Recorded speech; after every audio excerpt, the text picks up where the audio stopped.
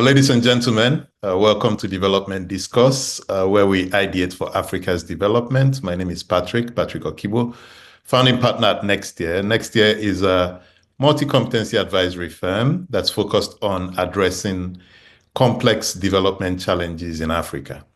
Now, one of those challenges is how to drive sustained socioeconomic development. Some scholars situate the discussion on institutions. Indeed, this year's Nobel laureates, Darren Acemoglu, James Robinson, Samuel Johnson, wrote this fantastic book on inclusive institutions and extractive institutions and how they affect development in Africa.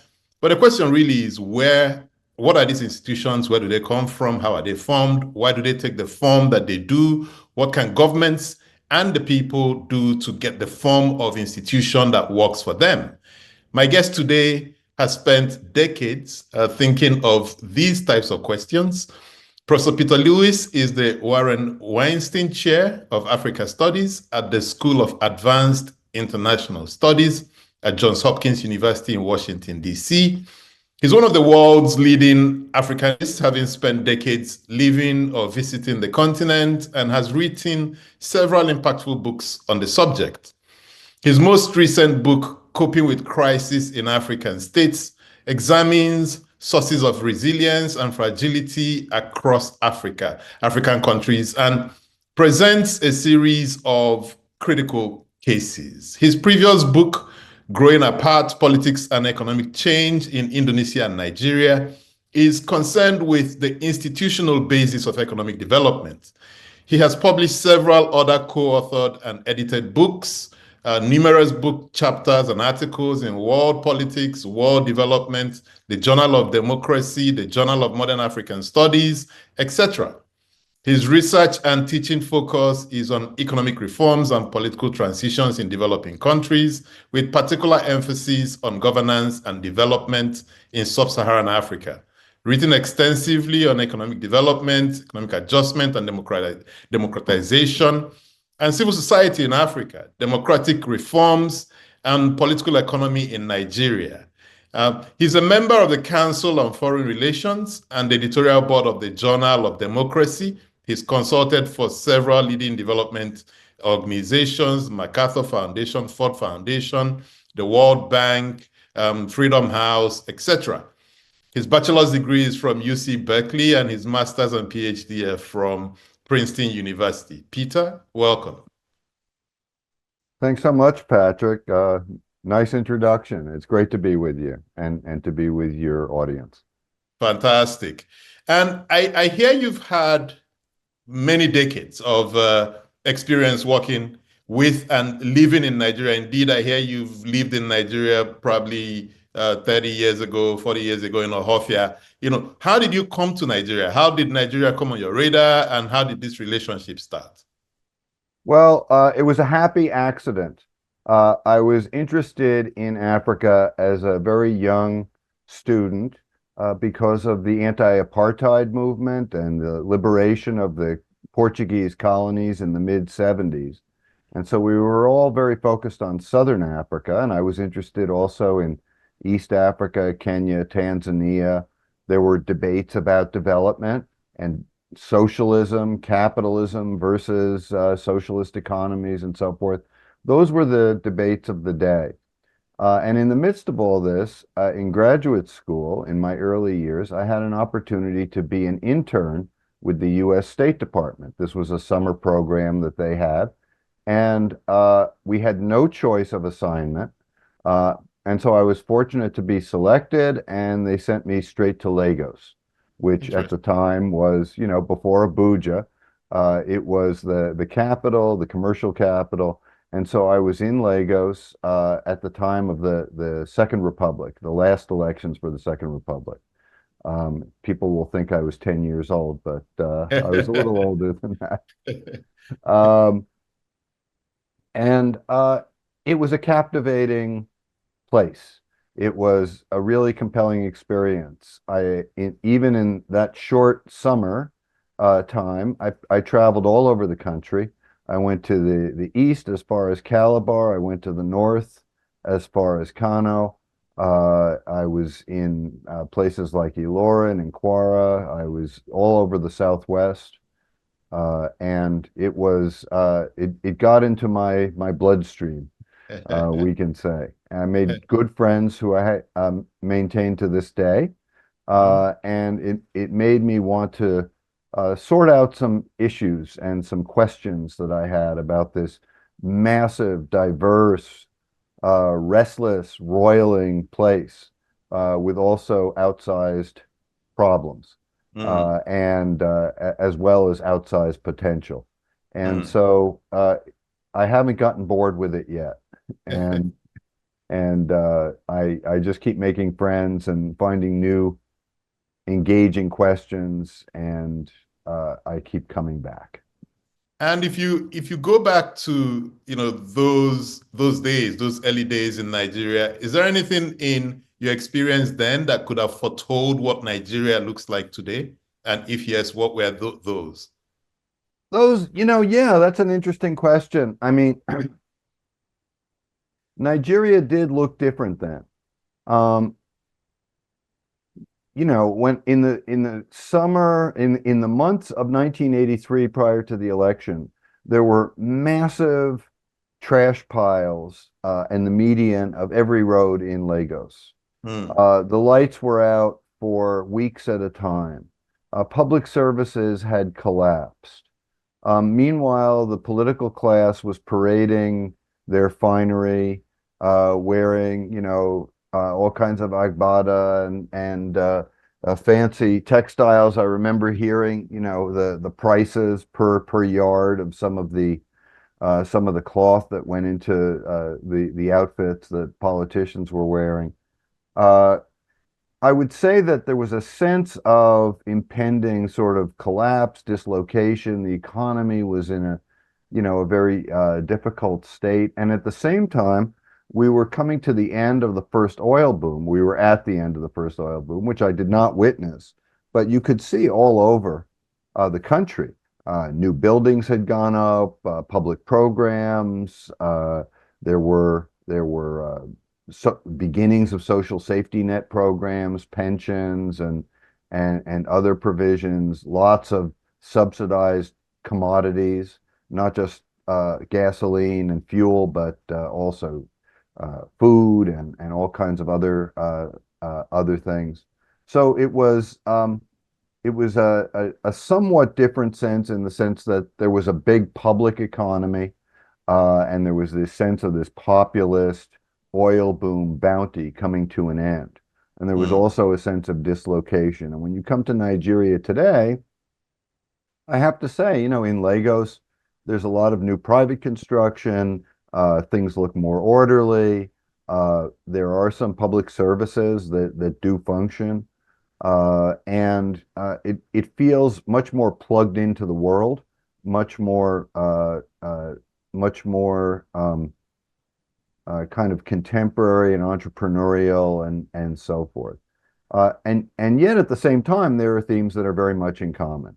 The oil economy, Hmm. the detachment of the political class, the really deficient state of public goods, Hmm. utilities and services that don't serve average people well at all. The sense of insecurity and sort of uncertainty. In those days, it was a sense of political uncertainty and maybe more focused on crime, but there was a sense of things kind of just barely functioning at a precarious level. And we have the very precarious economy today. So there are Hmm. continuities, and there are changes. And Hmm. those are the kinds of things I reflect on. And that's what I think I'm hoping that we can reflect on this talk. But just Yeah. maybe more question from that time. Did you get a sense that the leaders, you were talking to the bureaucrats, that they really understood what we were going through and what it could evolve into? And I'm talking about back in 83. Now, as you speak to leaders today, do you get a sense that we now understand and that maybe we're ready to do things differently, or are we still stuck in that, mindset of the early 80s? Well, I think there were some uh, challenging ideas, let's put it that way, in the early 80s. There had been a spectacular, breathless decade of growth. Mm-hmm. The GDP of Nigeria expanded like three times, fourfold between 1973 and 1979. I mean, 6 years, tripling of the GDP.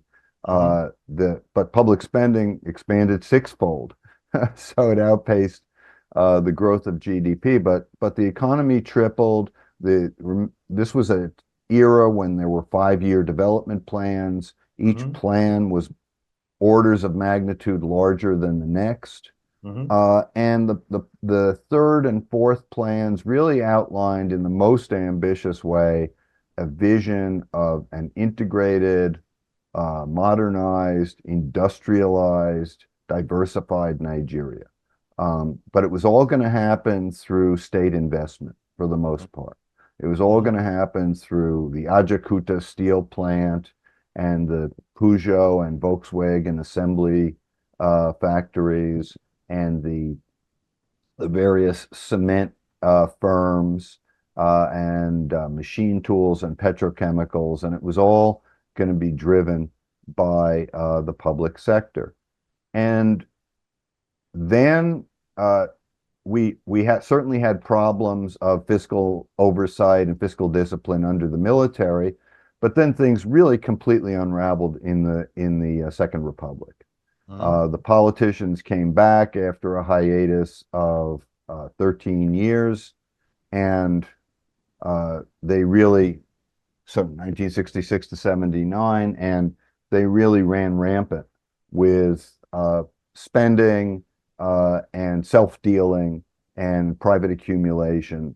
And so when the global oil markets then tanked and we got into a bunching of external debt, this was not uncommon for the continent, but it was especially acute in Nigeria. There were no good ideas. Mm-hmm. And there was no guidance from the center that could right the fiscal ship. And so what we had was, a degree of sort of populism and homegrown austerity, first under Shagari, and then after the coup at the end of 1983 under Buhari, with import licenses and foreign exchange rationing and ad hoc cutbacks of various projects, and there was just no theory of adjustment or we don't even need to use the word SAP, structural adjustment. There was no theory of how to manage or stabilize the economy, even on a heterodox basis. It was all very ad hoc. Salaries were not being paid to public servants. Public services were being cut back.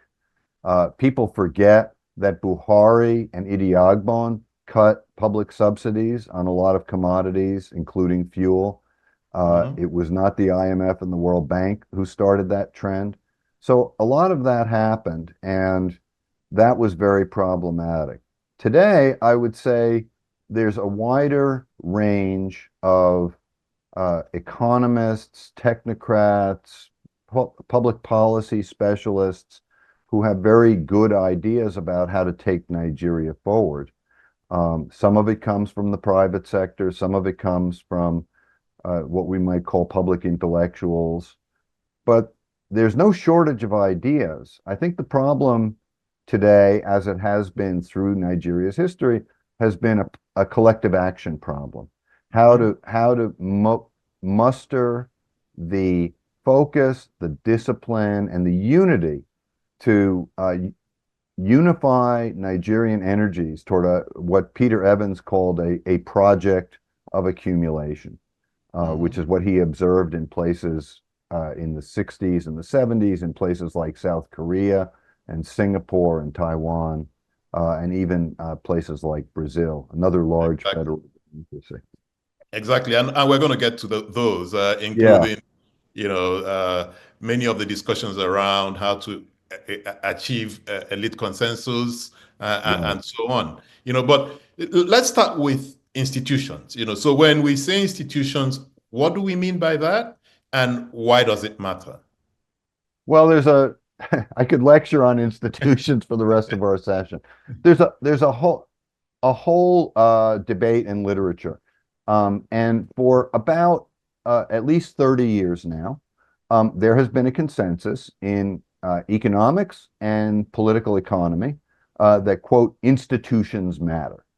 And Hmm. so if we think back to the old days of the SAP, the reigning idea in the World Bank, the IMF, the orthodox neoclassical institutions was that you had to get the prices right.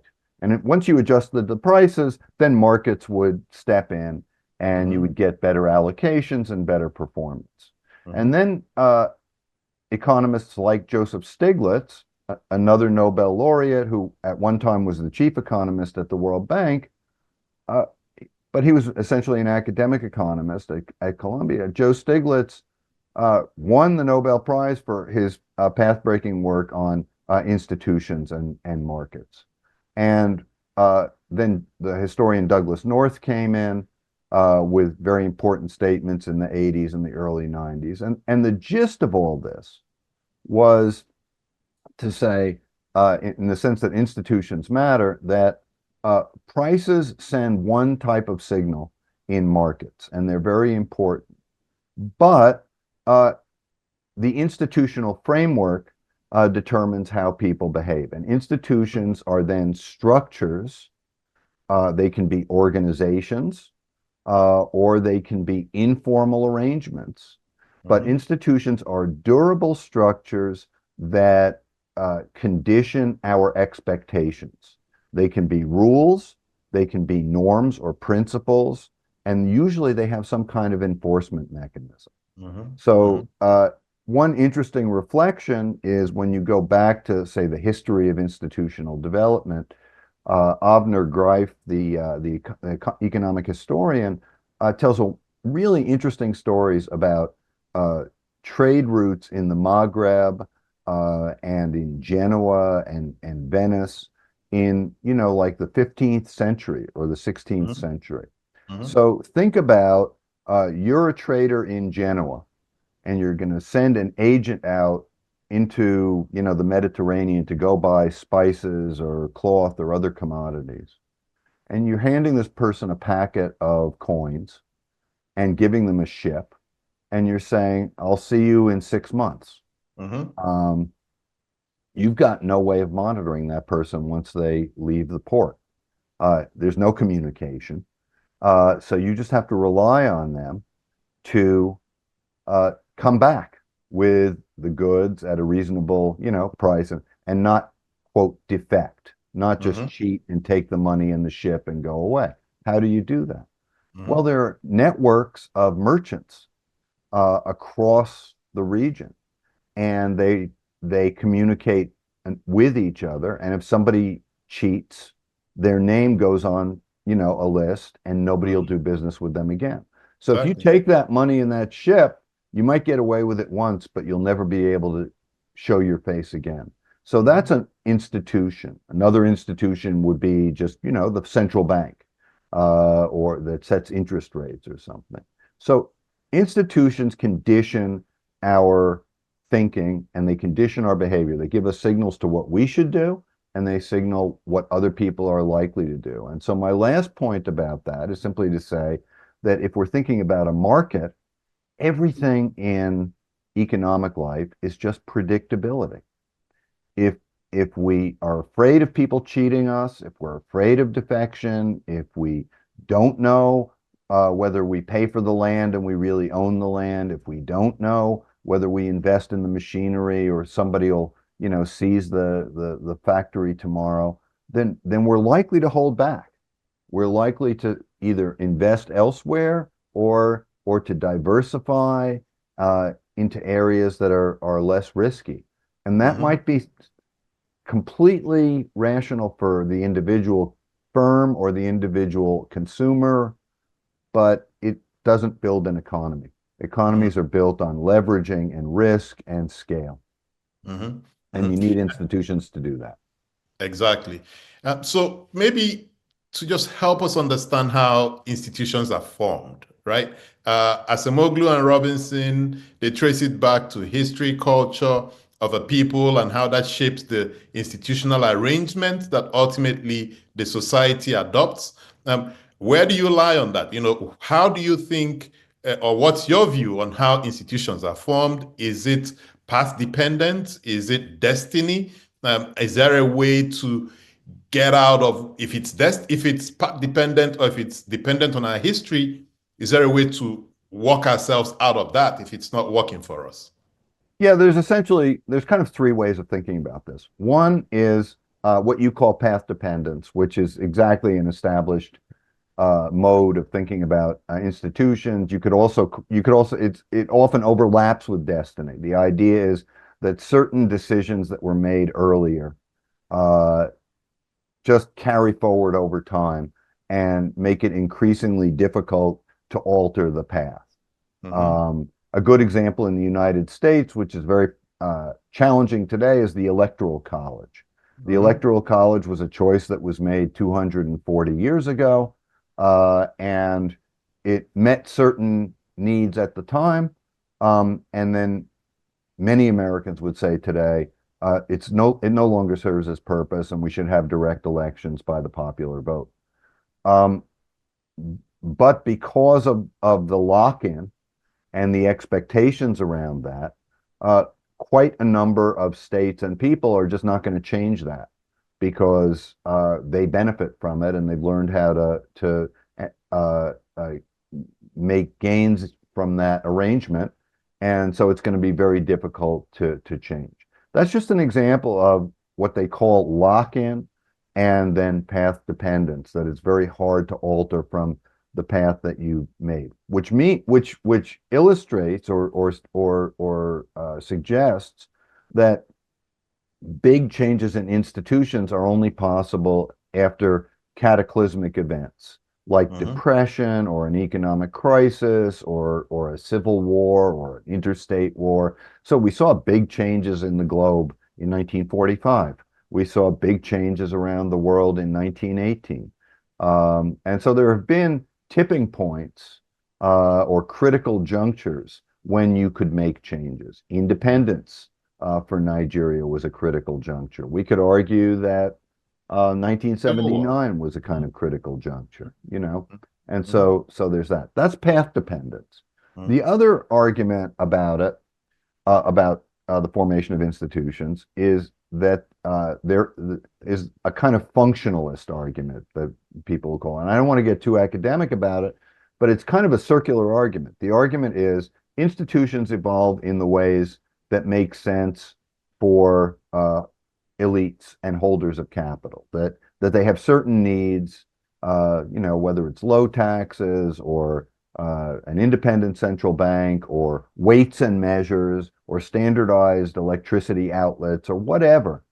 And so they evolve these institutions because they're needed. Mhm. And you can look at the history of the Industrial Revolution in Europe and say, okay, fine, you needed standard weights and measures. You needed standard road sizes and railroad gauges. You needed um, currency arrangements so that you could have convertibility and move goods and exchange currencies across borders. And so all of these things evolved because they were necessary. But of course, if we look around the world and through history, there are a lot of countries and places where institutions are needed, but they don't evolve. So the functionalist argument is kind of problematic. So what do we get between path dependence and functionality? I get, which I think a lot of people, subscribe to. I'm with the people who say that, institutions are a political process. Mhm. People uh, argue debate, struggle, sometimes fight over institutional arrangements. Colonialism, uh, you know,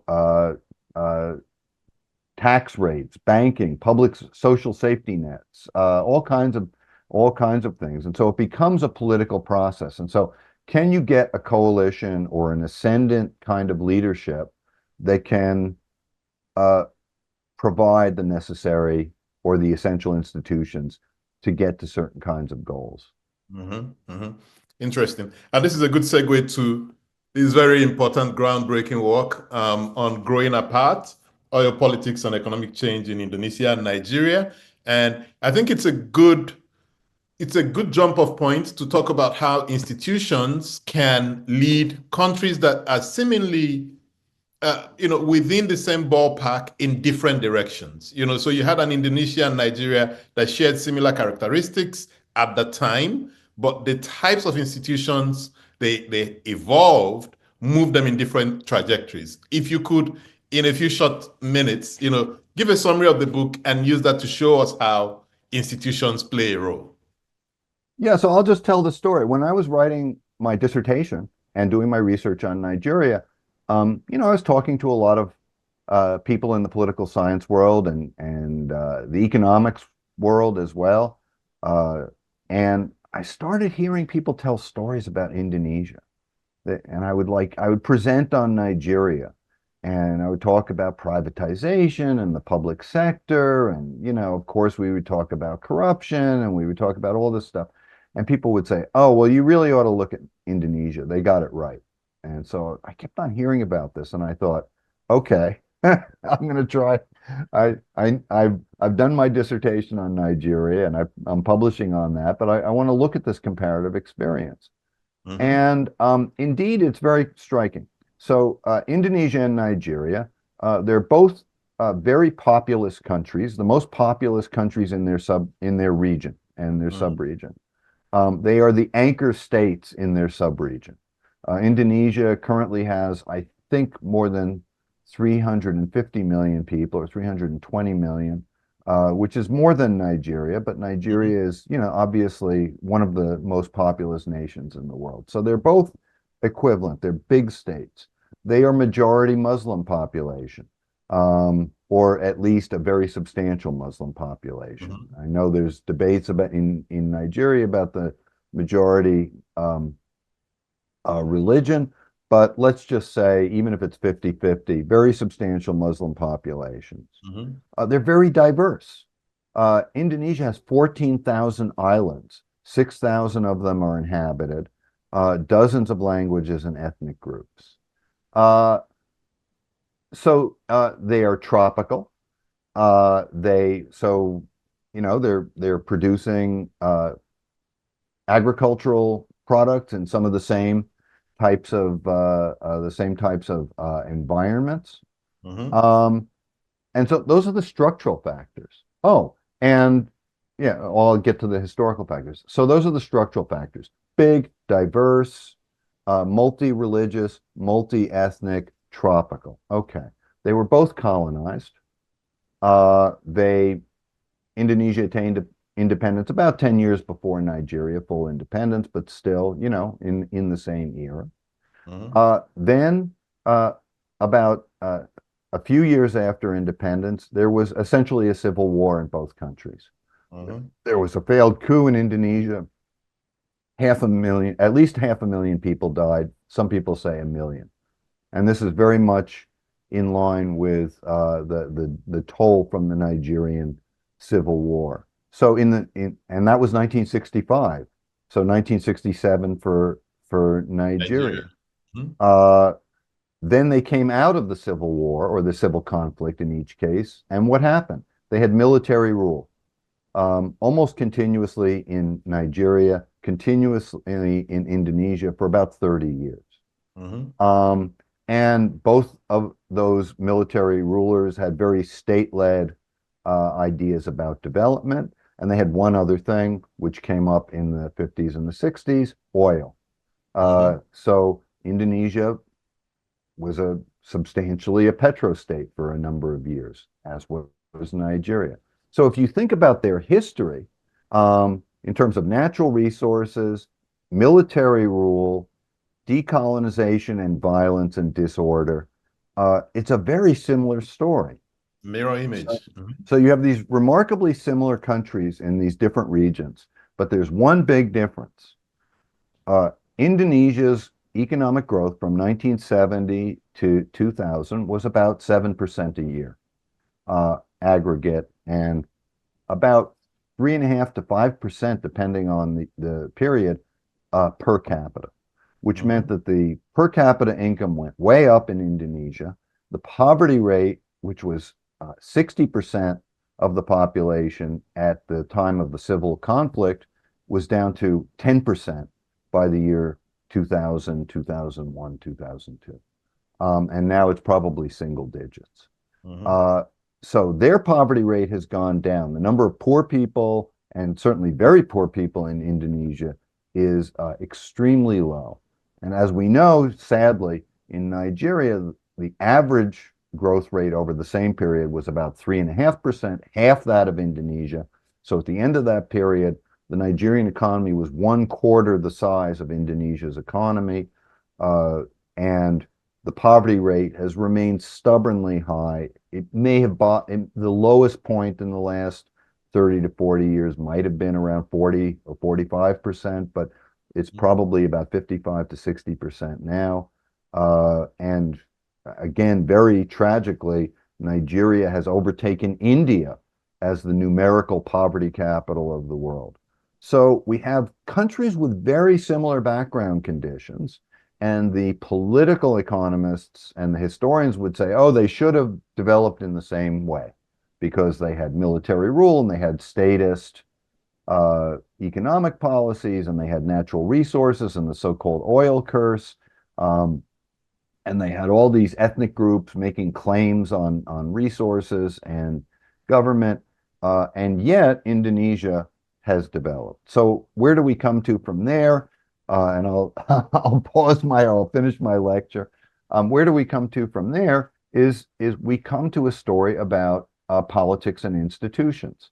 Mhm. And the government of Suharto, the general who led Indonesia from 1965 to 1998, General Suharto presided over a regime that that emphasized macroeconomic stability, brought in technocrats to organize and manage the economy, and gave them a kind of political insulation or political cover so that interest groups and special pleading and so forth couldn't really derail some of the broad economic policies. They maintained a competitive exchange rate. They maintained low inflation. They built roads. They built an electricity grid. They had a more or less independent central bank. And over time, this led to a fundamental predictability and stability in terms of economic expectations.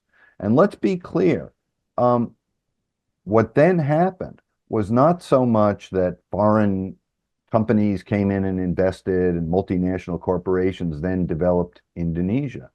That did happen. And in certain important areas like electricity or telecommunications or even some road construction, that was important. But what else, the other thing that happened was that millions of Indonesians, small and medium enterprises, individual proprietors of shops and stalls and tailors and vulcanizers and all the people that we know in Nigeria, those people invested. They Mhm. grew their enterprises. They were able to build bigger shops. They were able to add employees. So it was the mobilization of domestic entrepreneurship and domestic capital that was so important in developing Indonesia. Mhm. And the other thing to say about it is that this wasn't a institutional transformation like, uh, the United States or some Scandinavian country where there was no corruption and the bureaucracy from top to bottom was efficient at the local level, and public goods were efficiently allocated and all that. It was a few key peak agencies that got a few things right, like prices for agricultural producers of rice and, you know, inflation rates and currency stability and so forth. And so it tells you that you don't need to have a 30-year comprehensive overhaul of your entire institutional grid in order to get good growth. Mm. And I mean, it raises so many questions for me. And let me see if I can bunch them up into one. Number one, so similar structure, similar, you laid it out. The core difference being the political leader. They had in a Suharto, someone who could muster society and say, this is the direction we need to go in. And he didn't do it to society writ large. He picked a few sectors, and the successes in those sectors then triggered the rest of it. In Nigeria, we haven't had great leaders, but one may, just grudgingly give it to an Obasanjo, right? That in his period, he understood the need for institutions. He tried in that direction. Does that then say that history is something to pay attention to, but it's really the leader? It's the choice of leadership, that is most critical for us to get the right type of institutions that can then drive development. If that is yes, then I want to go to the discussion on how do we then get the right type of leadership, because I know you also focus a bit on democracy. So I'm trying to get a lot of questions in. Yeah. No, that's a great question. And that's the perfect question. The problem in talking about institutions and development and leadership these days, as it has been for a long time, is there's an inescapable fact that if we look at the fast-growing countries of East Asia and Southeast Asia in the 70s, the 80s, and the 90s, they were almost all led by long-term authoritarian leaders. Mahathir in Malaysia, Lee Kuan Yew in Singapore, the Chinese Communist Party and succession of leaders there, Park Chung-hee in South Korea, and so on and so forth. So the question then becomes, is there a democratic path to this kind of growth? And it's interesting because Atul Kohli and others have looked at this and they've said, well, once we get away from the so-called selection bias of comparing poor performing democracies with better performing autocracies, and we think about all the autocracies there are in the world, like, for example, DR Congo or Myanmar, if you add and North Korea, if you add all the autocracies and compare them to the democracies do pretty well. So there is a democratic path for this. And there's a seduction now, I know, across in conversations within Africa about, the so-called authoritarian model in Rwanda and Ethiopia and so forth. And gee, have they got it right? And should we go on that path? And I'm skeptical of that for all kinds of reasons. But I'll just say that after 25 years of the Fourth Republic, I think there's a kind of path dependence for Nigeria.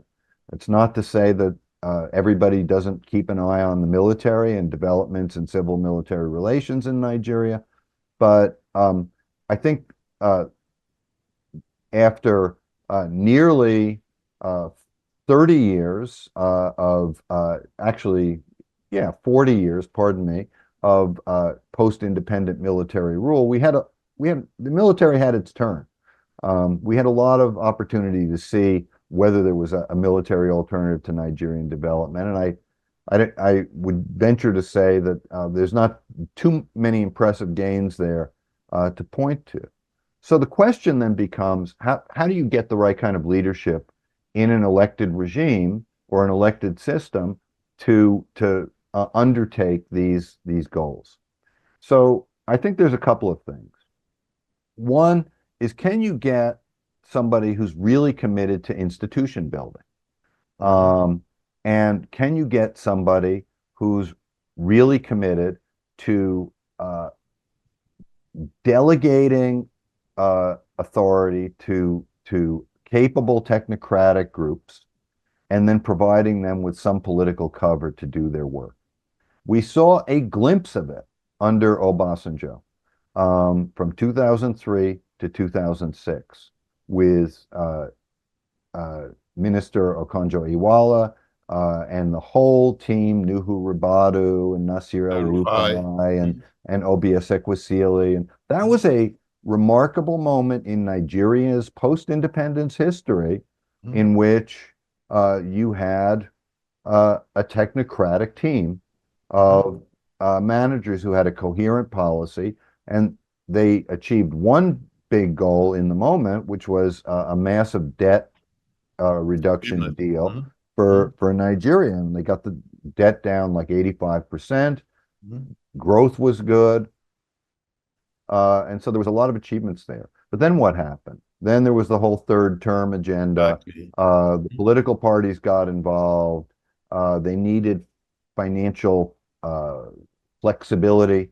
And so then they pushed out all of the technocrats. If you had somebody who said, look, I'm just going to focus 100% on growth, on reform, I'm going to bring in the people who know how to do it, and I'm going to stick with it for 5 years, 8 years, if they have 2 terms, whatever. I think you could get different results. And so that would be the image I would present.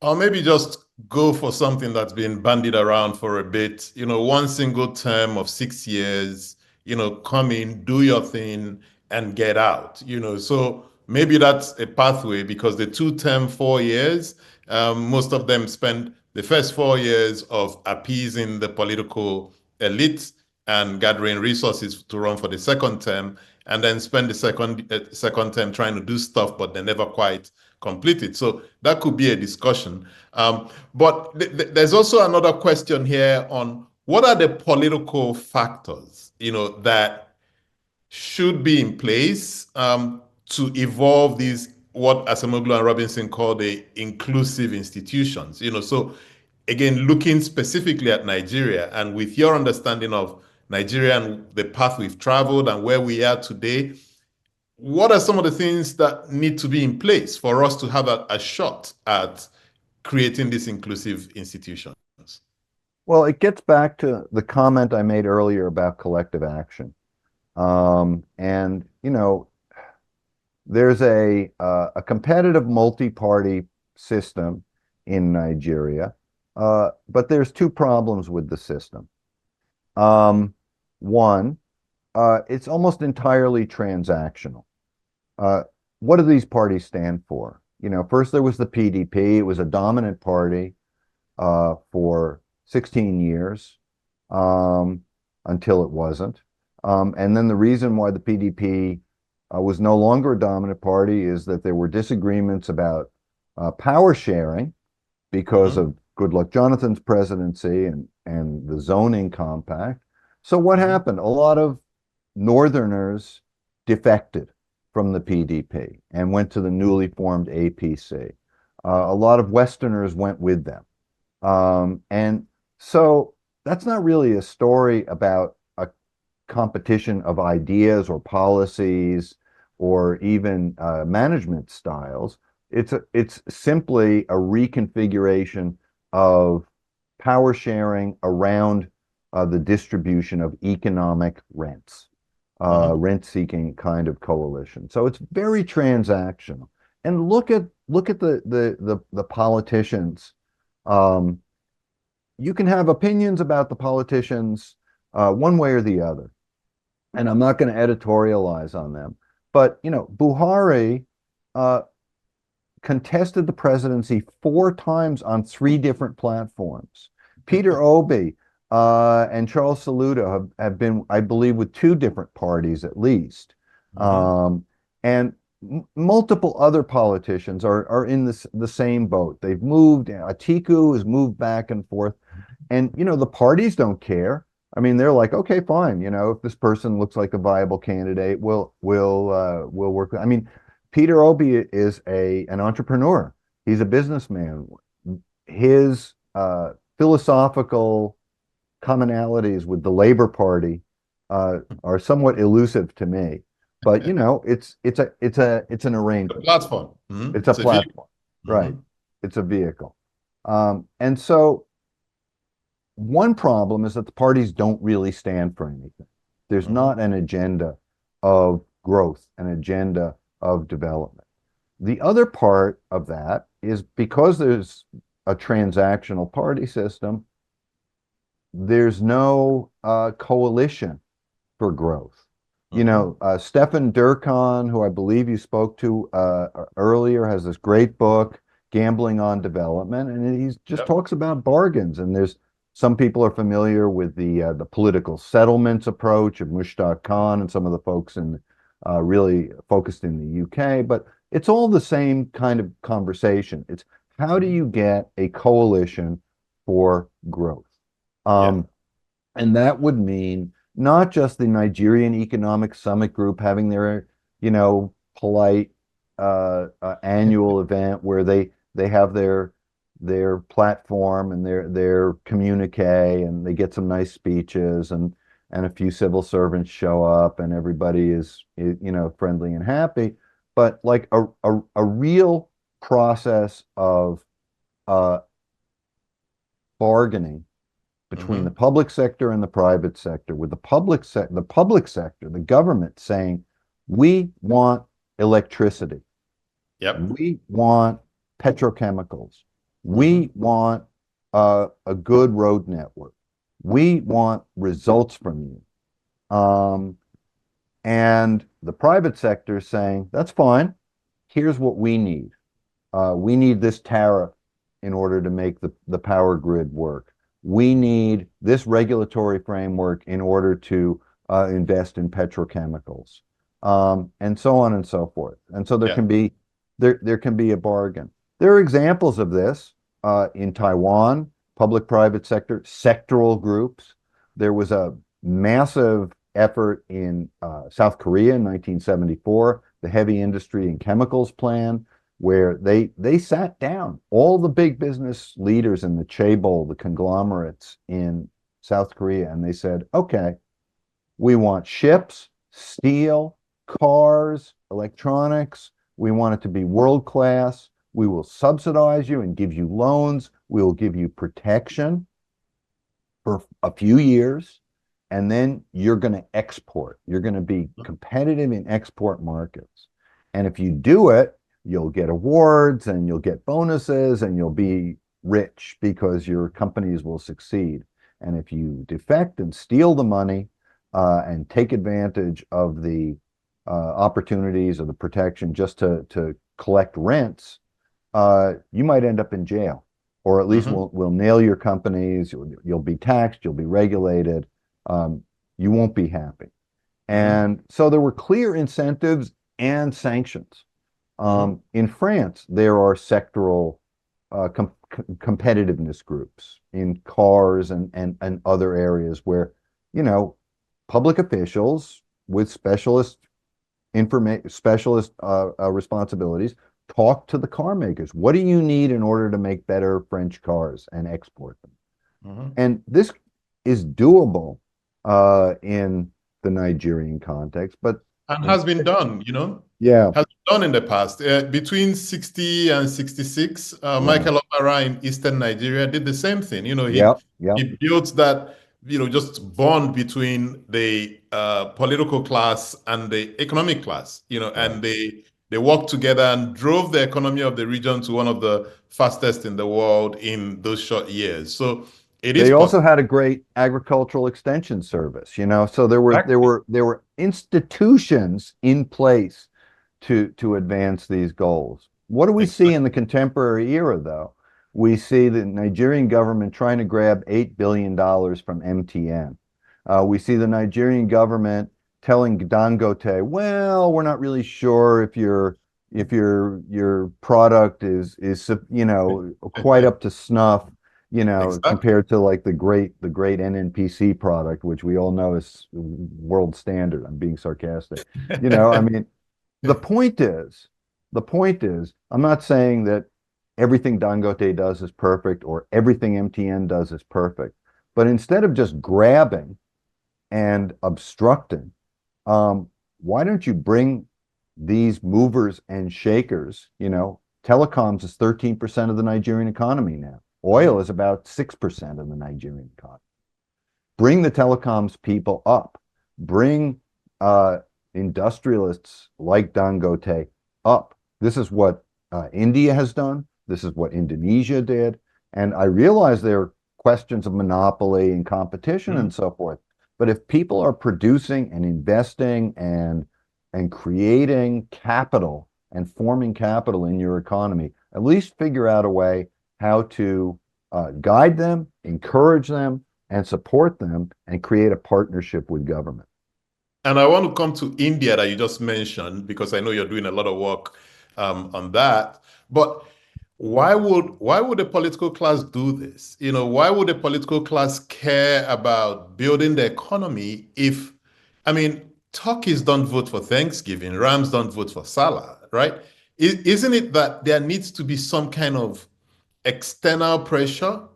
By external, I mean external to the government. It could be from the people, some pressure, some some sense that the people can't take it anymore for the political class to then look for answers. On their own, it's hunky-dory. Why bother? Who wants to put in hard work? Do you agree with that? Or do you think there's that on their own? And have we seen where people on their own just decide, and this is not a Singapore discussion, just decide to do right by their people? Look, from 1966, with a small break, to 1999, we saw what the military could deliver. Okay? So we had that experience. From 1999 to 2024, 2025, we've had an elected government, an electoral regime. It's a call it a democracy, call it an electoral democracy. People can have their opinions about that, but we've seen the limits of what they can do. And so there has to be some kind of change within the system. And so what I'm saying is not, oh, okay, the civilians have had their time and let's go back to the military. The military, you know, find me a military government in Africa since 1956 who has substantially developed their economy. If you show me that, then maybe we can talk about the military option. But I don't see it. Yeah. So the question then becomes, what kinds of politics within the Fourth Republic could change things? I'll just say, without making any partisan statements, that I'm really intrigued by what happened in the last election cycle, pardon me. That the fact that you could have an insurgent candidate that garnered so much enthusiasm, got a substantial youth vote, got a substantial amount of energy and excitement in a very short campaign season, and really gave the two major parties a run for their money, um, shows the pent-up frustration that people have. And speaking from the United States, I am seeing that in our own election system. Yep. I don't think it's necessarily so. I'll be partisan about my own country and say I don't think it's necessarily such a positive thing, but people are angry and they voted for a quote outsider insurgent candidate who would shake things up, and I think we'll see what they get. But Yeah. the point being that the two major parties in Nigeria are kind of tapped out, and there is a possibility for some kind of change. And so that would be one kind of one option in the Nigerian context. The other Mm. question about the politicians is, yeah, no, by themselves, unless the incentives change rapidly, they're just going to keep circulating. There's going to be Exactly. 75% turnover in the National Assembly every 4 years because the parties want to give spoils to a wider audience or a wider array of people. They're going to all be grabbing rents. They're going to be getting contracts, they're going to be doing deals, they're going to be sidelining allocations, and you're going to get the same thing. What's Mm-hmm. striking to me, and maybe members of your audience will have a better fix on it than I do, is this is a current project I'm working on, but we've had 25 years of the Fourth Republic, which is an impressive milestone in Nigerian history. We also have approximately 110,000 fatalities from Niger Delta, Boko Haram, herders and farmers, banditry. Public order has collapsed in Nigeria. The essential characteristic of the state that Max Weber identified, the monopoly on the legitimate use of force, is at least at risk in Nigeria. If not, it's not a failed state, but it's certainly a state with tremendous challenges in that sphere. And in some contexts, including Indonesia, including Brazil, including Malaysia, the and South Korea and so forth, the threat of either an external military challenge or domestic instability and insurgency or something like that was enough to galvanize the attentions, focus the attentions, and galvanize the energies of the political class. We've got to do something to stabilize the countryside. We've got to do something so that average people have a stake in the system, because otherwise we've got this communist insurgency or civil war or North Korea trying to invade us. So there was a security imperative that focused people's attentions. And what disturbs me and troubles me in my conversations with my friends and discussants in Nigeria is when I talk to politicians and a lot of policymakers, it's like, oh yeah, ISWAP, Boko Haram, the jihadists, they're all up in Lake Chad. Mend and the Avengers, they're all down in the creeks. Yeah, nothing that I can't solve by just having an armored vehicle and a couple of military escorts when I go to my village, and a hired fence around my house. And that is not a way to think. And it's not a way to by privatizing security and personalizing security, it's not a way to move the country forward. So my hope is, I certainly am not happy about the disorder in Nigeria, but my hope would be that it would get through to a few key decision makers and politicians that the way out of this mess of disorder runs its way through the political economy. And the final point to make about this is a comparative one. Another large federal diverse democracy, India.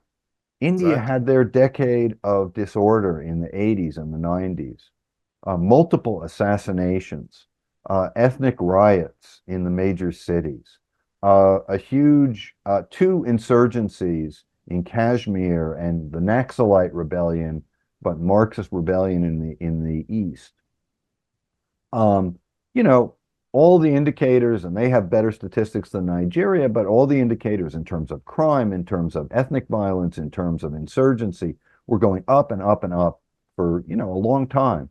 Since the installation of Nigeria's Fourth Republic in that period of the last 25 years, India's numbers have consistently been going down.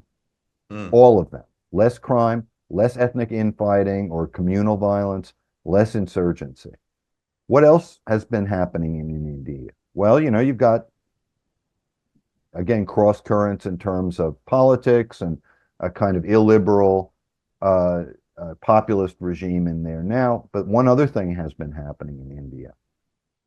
They've had the fastest per capita economic growth of any country or region in the world, practically.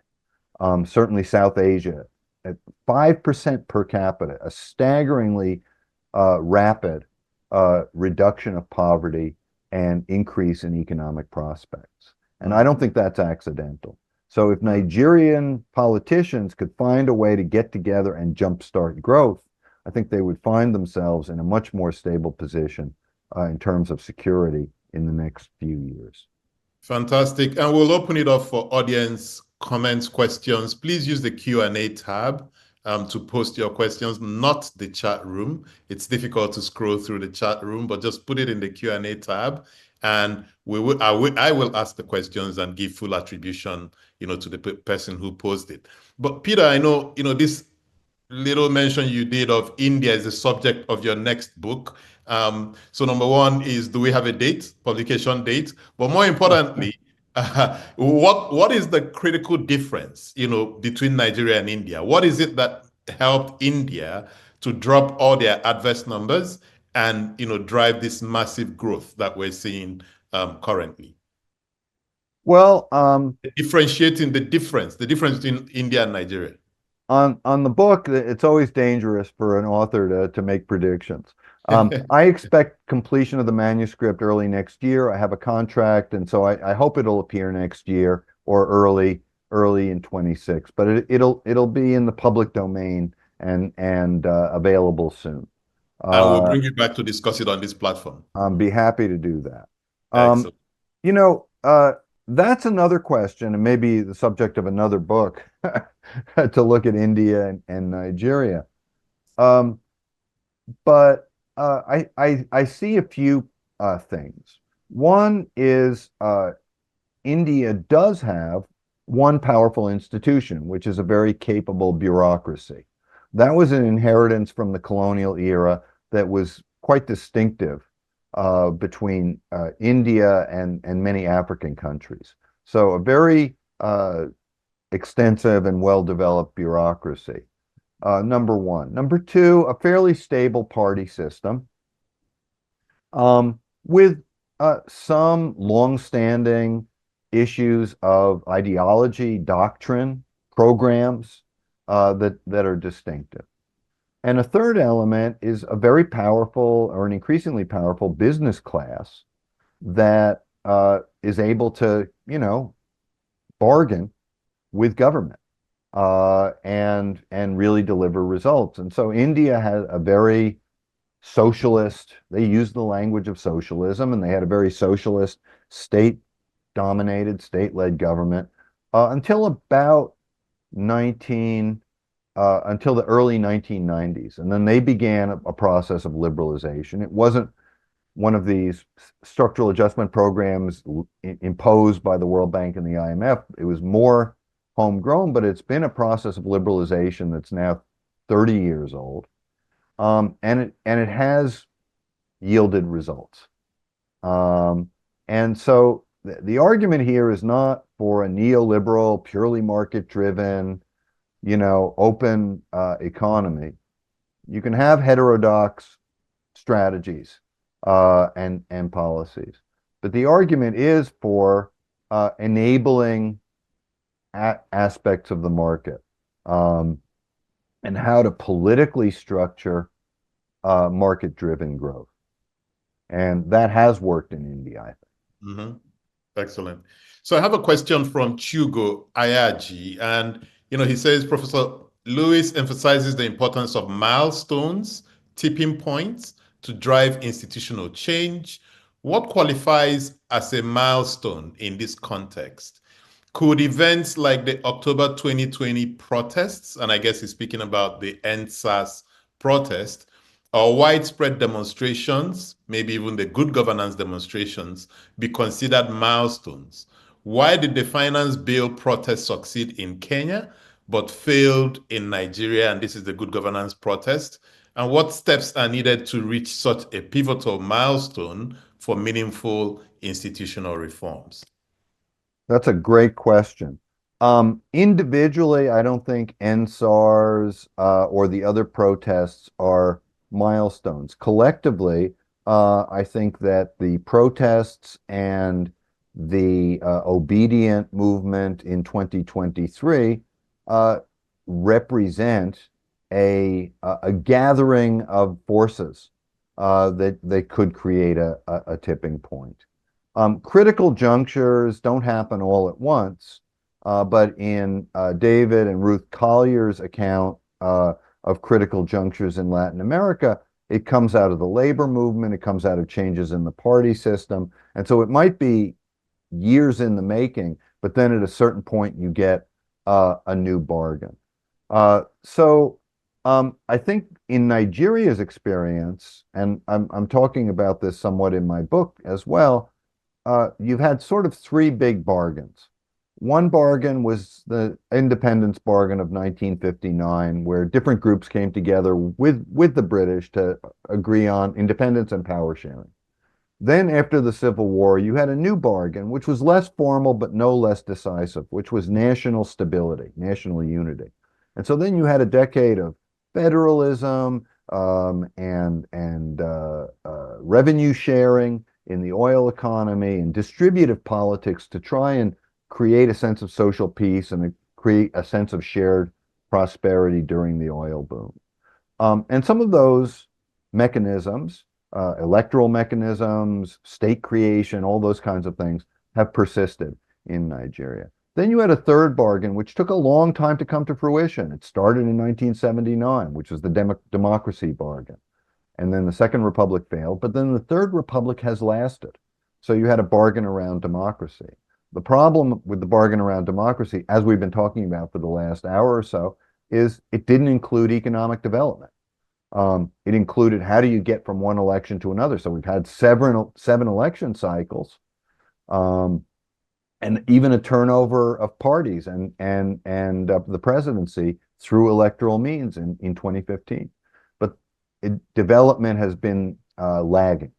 So the question then becomes what kinds of pressures, the question you're asking, which is a good one, what kinds of pressures from below can create the conditions for a sea change. I think part of what happened in Kenya, which was so important, was that the protests were led by the essential part of Ruto's coalition. He rode the wave of, youth enthusiasm and kind of, bootstraps, self-made, young entrepreneur. Hustler Nation, he calls it. Sorry? He calls it The the Hustler Hustler Nation. Nation. Thank you. Thank you. That's exactly right. He rode this slogan of the Hustler Nation. But when the hustlers take to the streets and say, your policies are not viable, they're damaging us, and we reject them, that's a real problem. The problem in Nigeria, or the difference in Nigeria as I see it, is no, the substantial social movement and youth movements that particularly were in the End SARS movement, they didn't have a claim to a special segment of the parties or party support. In other words, they couldn't make claims on the politicians and say, look, we put you in office. APC, you're going to go down if you don't listen to the End SARS folks. Nobody could say that. They could hit the streets, but at the end of the day, it was a notable social protest. It did have some resonance in terms of maybe Buhari's, at least cosmetic policies around policing and so forth. But at the end of the day, they couldn't claim to be an essential part of the coalition. So social movements can have a certain resonance and a certain leverage, but they have to be able to, what would I say, politically threaten the politicians in order to really be able to make effective change. And so, again, the way that SARS then fed into the obedient movement is a very interesting development. And so what you're pointing to is a potential tipping point, a potential critical juncture if all of that youth energy and all of those those political aspirations on the part of this constituency can find a platform in a party Yeah, exactly. and a candidate. Can I build on this comment? In fact, let me Yeah. replay two comments in the comment section and then ask a question following on to your comment. So there's a comment from Ambassador Joe Keshi. He says, I agree with Peter about how institutions change or fail to change. The problem is that those involved do not often recognize the need for change or the need to re-energize their institutions. There's a second comment from Monty McMurky. The late Chinua Achebe, the great Nigerian poet, writer, remarked, a functioning, robust democracy requires a healthy, educated, participatory followership and an Hmm. educated, morally grounded leadership. So we get these, right? The challenge is, again, back to the how. How Hmm. do we get the leaders to re-energize or understand that they need to drive reforms or re-energize reforms in their institutions? And I think, let me throw out an idea and see what you think about it. Many of the development agencies, the open society type, push for this good governance thing, right? Good governance, which I see as, just snipping around the edges, trying to prune an infected plant versus probably a more activist involvement in encouraging civil society organizations to civil disobedience, right? Some kind of support for civil society to just aggressively drive civil disobedience. And it is that fear of what this civil disobedience could lead to that could be the impetus the leaders need to drive them towards reforms. How do you respond to that proposal? Well, okay, so that's interesting. So top down versus bottom up. Mm-hmm. Um, I think bottom up is helpful for one aspect of the problem, and top down is helpful for the other aspect of the problem. Bottom up, NSARS, anti-corruption, you know, we want proper educational facilities, give us public goods. Those are the kinds of big demands that bottom up mobilization is going to deliver. But it's rarely the case that popular mobilization and bottom up demands have a good model or a worked out framework for delivering on these things. I mean, think about, I don't know, the civil rights movement in the United States, um, end Jim Crow, end segregation, provide equality. Those were the demands of the civil rights movement. But it was ultimately politicians, LBJ in particular, who came up with the Civil Rights Act, the Voting Rights Act, and provided the institutional framing that fulfilled some of those expectations. We're still fighting that struggle, and we all know that that's an ongoing process. But the point is that there was massive, sustained popular pressure from the late 50s through the mid 60s, years of protests and boycotts and violence, and nonviolent, consistent, disciplined, nonviolent mobilization on the part of the civil rights movement, a threat of background violence from some other groups. It was a roiling, a popular social movement. And ultimately, it also prompted a policy response, which at least fulfilled some specifics. But there's another problem, Patrick, in this, and I'm glad you brought this up because I thought we'd come to this, this good governance framework. Listening to our conversation today, a lot of people might think, oh yeah, Lewis is just saying, well, you need good governance. And good governance, I mean, I'm just going to say, without any implications about individuals, and you'll know this, you'll recognize this. Take the worst of the worst in your mind among Nigerian politicians, and that person can be quoted as saying good governance is essential for Yeah. Nigeria in some speech and some public saying, take the best of the best, and they'll say the same thing. So it's a kind of a meaningless thing. And this good governance framework has been popularized over the last 25 years, 30 years or so. It's part of the Washington Consensus.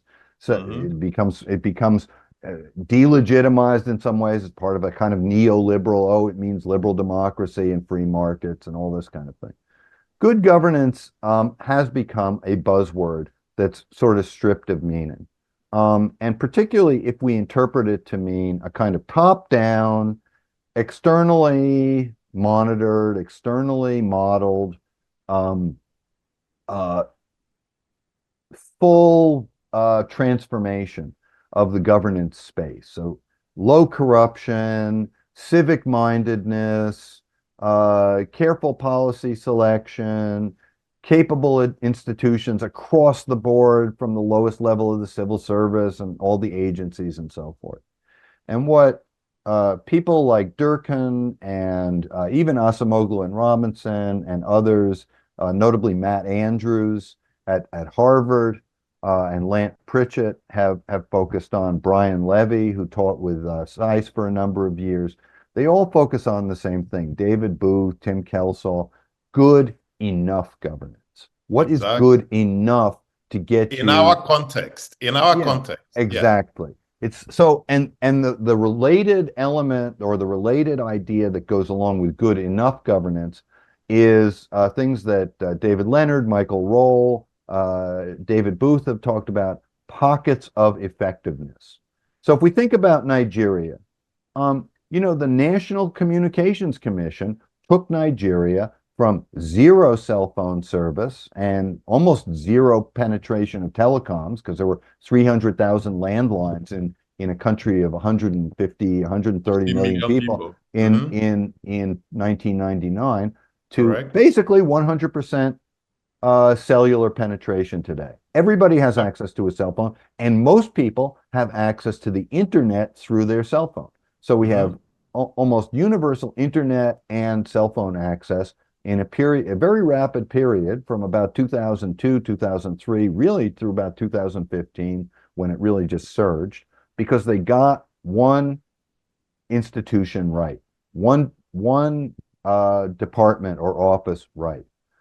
If we could clean up the Ministry of Finance, the central bank, and most importantly, the NNPC and its successor units, and the petroleum economy, and get those running with some degree of integrity and effectiveness, it would transform Nigeria. If we could solve the problem, and I know this has been a lifelong commitment of yours, if we could solve the problem of electricity provision, it would completely jumpstart Nigeria. It's a binding constraint, as Danny Roderick would call it, a binding constraint on Nigeria's development. If there was suddenly widespread, consistent electricity access, it would revolutionize the country. We all know this. And so pockets of effectiveness is what you find in Brazil, is what you find in Indonesia. There's corruption, there's inefficiency, there's rent seeking, there's all kinds of the standard problems that we talk about. Self-dealing, rigged elections, police violence. They've got problems, these countries, in varying degrees and varying problems. But they've been able to develop sufficient centers of effectiveness to provide good enough governance so that they can get 7% growth or 5% growth and poverty reduction. So I have a question from an anonymous attendee. Building a coalition for growth entails shared vision. Do you think the multi-ethnic nature of Nigeria is a hindrance to building this coalition, considering that our interests are skewed along different outcomes? I don't believe that that's a hindrance. I know that there is along anybody who knows Nigeria, and certainly most of the audience here is Nigerian, knows that ethnic diversity at the national level has been a hindrance to a shared vision of development and a shared vision of growth. But I think there's a much more widespread and prevalent realization, let's call it that, among Nigerians that you can pursue a regionalized or zonal structure of growth that could easily work. I was in some discussions with people around the economic summit group, and we did some scenario building sessions. This was years ago, and people were asked this question, do you think that ethnic diversity or regional diversity in Nigeria is a hindrance to growth? And they said, no, it's, the North, think about the old agricultural economy of Nigeria. The North was growing groundnuts and cotton. The Southwest was growing cocoa and some palm products, and the East was doing palm products mostly. They had complementary economies. They could trade with each other. If we think about the North being a breadbasket, if we think about the South being, or the Southeast being an industrial energy complex, if we think about the Southwest and its contemporary leading role in Nigeria's economy as a diversified industry, shipping, logistics, all kinds of things that could, and telecoms come out of the Southwest. You could imagine a zonal development program that would work. I had a friend in 1999, a banker from the East, although he had his career in Lagos, who sketched for me on a napkin. This is how we develop the country. You do, logistics in Port Harcourt and Lagos. You do petrochemicals and petroleum in Wari and so forth and so on and so forth. And he just sketched, and here are the trunk lines and the linkages. It was a brilliant vision of what the country could be. And so unified, universal, common development where every part of the country takes a step forward at the same time, that's not going to happen, and has never happened anywhere, from the smallest countries in the world to the United States. But shared prosperity based on regional distinctiveness, I think that's possible. Let's see if I can get in maybe two more questions. Sure. I have one from my producer, Chidima Obi, and she says, it's a question on institutions and Darren Acemoglu, James Robinson's thesis on institutions and the criticisms of that thesis that it does not explain the rise of China, right? What's your view on that? China looked inwards, they did it their own way, and they grew. What's your view on institutions, and must we all follow that line, or is there an alternative pathway?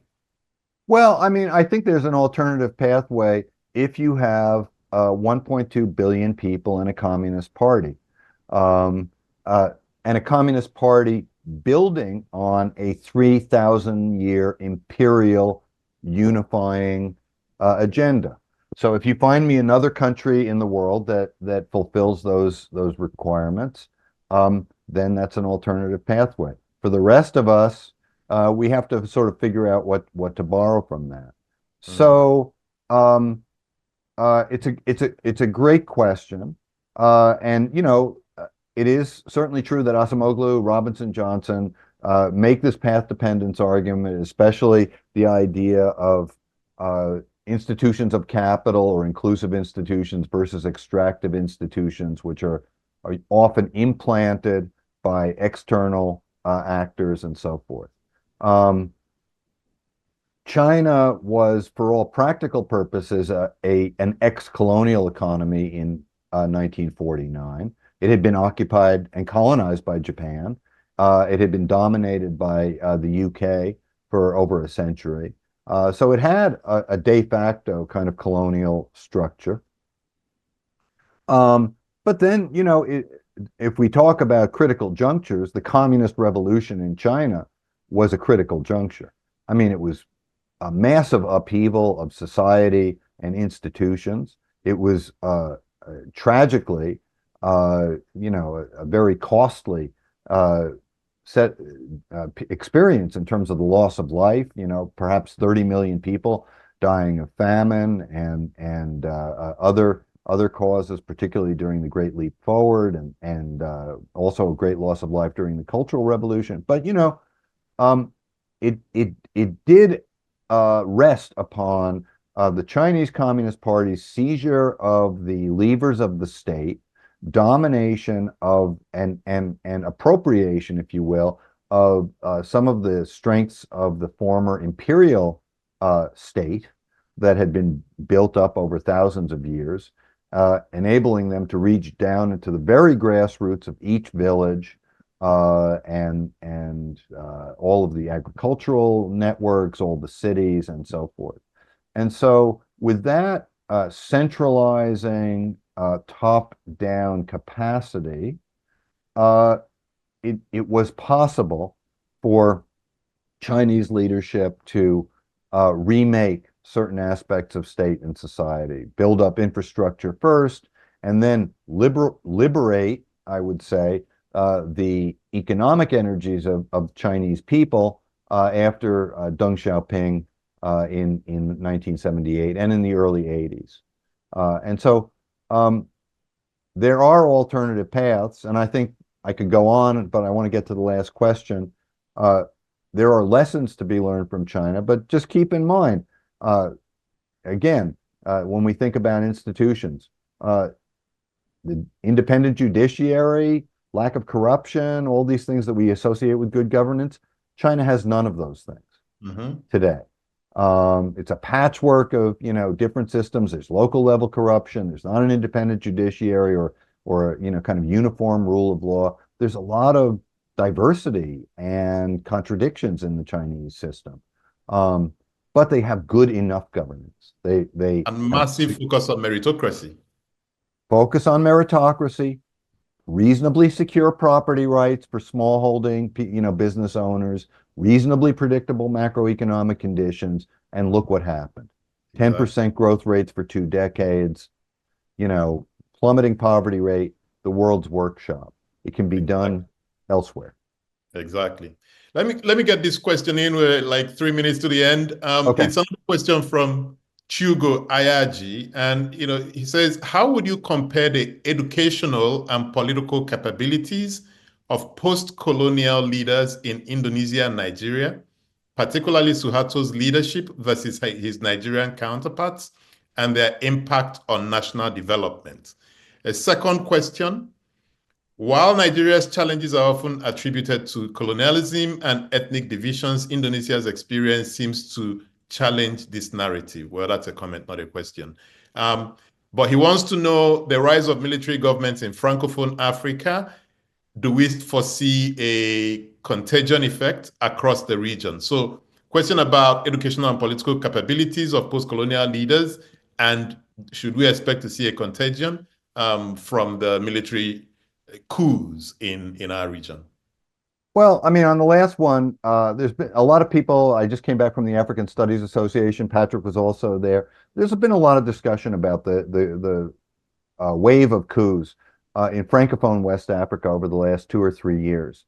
They're all in Francophone countries. They're all, except for Gabon and Guinea, they're mostly in countries that are also highly unstable and facing big jihadist insurgencies. They're also in countries where political leaders, elected leaders, are perceived by the public to have violated fundamental political and democratic, rather, norms and guardrails by term limits and internal politics and so forth. So the takeaway is that most of these coups have happened for individual reasons. Gabon's coup and Guinea's coup are not Mali's coup. And Burkina Faso and Niger had their own dynamics. There's a more permissive environment across the continent with the AU and so forth, and so the norms are weakening a bit. But I don't expect that this is an inevitable wave that's going to consume all of West Africa. And I think we could talk about it more. We don't have time. There are guardrails in Nigeria and countervailing factors, which I think make it less likely to see that kind of behavior in Nigeria. And I'll just knock on wood when I say that, because we all know the history. And we all know that we could be proven wrong Exactly. very quickly. On education, it's a really interesting question. So just to say, the group of about 7 or 8 technocrats that engineered the Indonesian economic turnaround had a nickname. They were all called the Berkeley Mafia. And so it gives you a sense of they all went to UC Berkeley, University of California, Berkeley, or University of California, Davis in the late 1950s, early 1960s. And they were young economic graduates with PhDs, and they were called back by Suharto to sort of form a leadership cohort to try and turn around the economy. And so they had good US, whatever, PhDs. But I've gone back and looked at some of the early finance ministers and the super perm secs. They all had Ivy League degrees. They had Exactly. good, they weren't all PhDs, but that doesn't matter. They all had good academic training. They were elites. And so I don't think that the quality of technocrats or the quality of education is the deciding factor here. I think that I've interviewed most of the super permanent secretaries, and I've known some of them for a long time. And I think they had an agenda in the 60s that if they had had the right kind of political backing, might have, taken the country farther forward. Murtala Muhammad had other ideas, and he basically sacked them in 1975 and put together a different agenda. So I and taking it forward today, I'll just say Nigeria has a super abundance of capable people to take the country forward. That the talent, either at the elite level or even at the sort of general level, is not the issue here. It's the political issues and the political questions that we've been talking about. Sadly, we've run out of time, but this has been a fascinating conversation. Peter, thank you so much for your time and for sharing with us. It's been a pleasure. Great to see you, Patrick, and great to talk to your audience. Excellent. And this also brings a close to all our conversations for 2024. We had 23 great speakers. You're closing it out for us. Over the Christmas break, we'll announce our lineup for next year. And we thank our audience for being very supportive, and we hope that you join us again when we restart in the new year. So thank you, everyone, and have a fabulous holiday.